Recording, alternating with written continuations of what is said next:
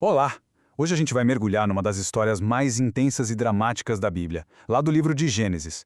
É uma trama sobre um amor tão poderoso que motivou 14 anos de trabalho, mas que também foi o centro de um engano.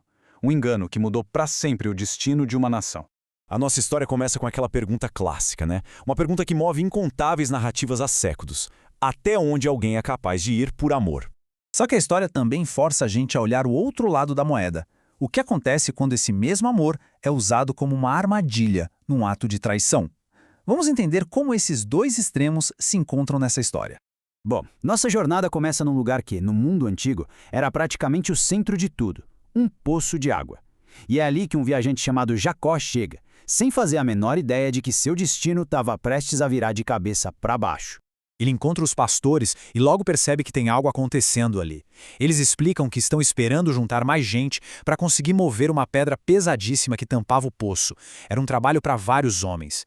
E enquanto eles estão ali naquela conversa, se aproxima uma pastora com seu rebanho.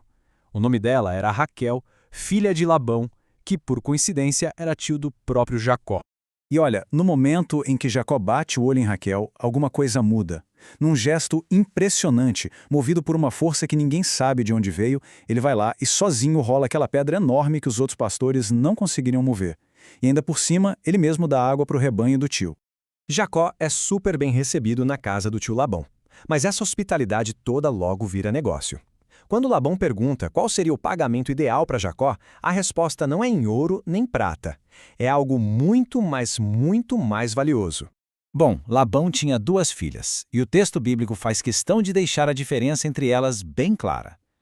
Lia, a mais velha, é descrita como tendo olhos baços. Já Raquel, a mais nova, era formosa de porte e de semblante.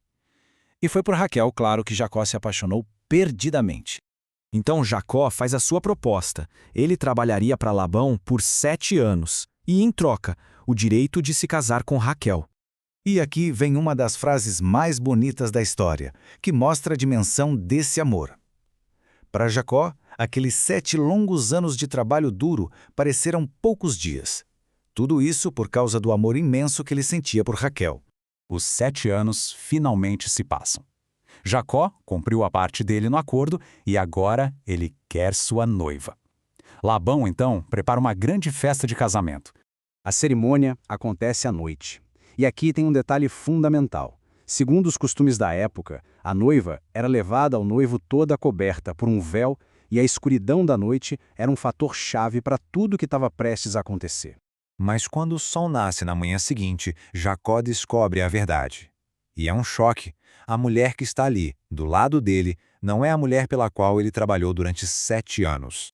Labão trocou as filhas. Ele deu Lia a Jacó no lugar de Raquel. A reação de Jacó é imediata, claro. Ele vai, furioso, tirar satisfação com Labão e faz a pergunta que estava entalada na garganta. Por que você me enganou? A resposta de Labão é uma desculpa baseada num suposto costume local. A filha mais velha tem que casar primeiro.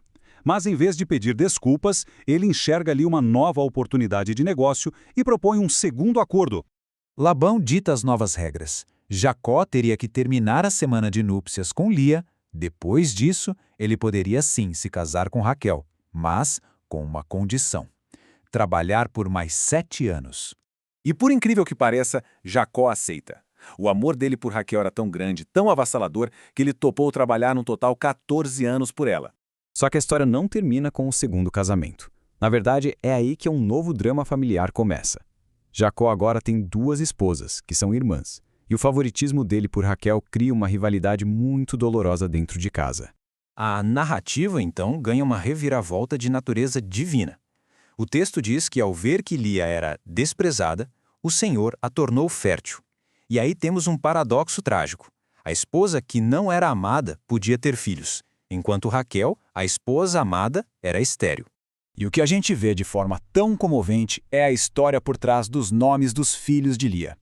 Cada nome que ela escolhe é um eco da sua dor e da sua esperança.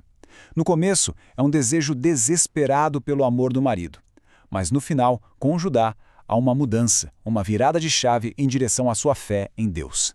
E tudo isso nos leva a uma questão final impressionante. Como é que uma família que nasce do engano, da rivalidade, do sofrimento, se torna a base de uma nação inteira. Os filhos que nasceram desse casamento tão conturbado são justamente os futuros líderes das 12 tribos de Israel. Fica aí uma lição poderosa de que, às vezes, os começos mais imperfeitos podem levar aos destinos mais grandiosos.